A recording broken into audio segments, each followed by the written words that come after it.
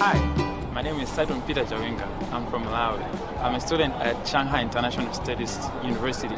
I've been invited by the Xinhua News Agency to taste the special food in spring by the Chinese people. As you may know, the Chinese lunar calendar has 24 solar terms, and right now we are in the Chunfen. Literally, Chunfen means the middle of spring. Today, we are talking about food in Chunfen, Thuآn. Come with me inside as we take a look at how this food is made. So, Thuآn is made of mango juice or wheat seedling juice. It's greenish outside. In Chunfen, these leaves are fresh and tender. 你好，你好。能不能告诉我，Thuآn是怎么做出来的？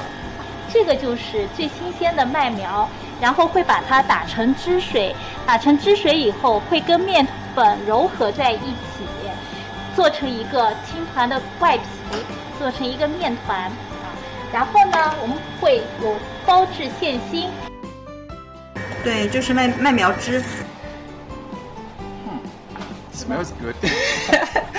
It smells like fresh leaves that have just been plucked out of a tree.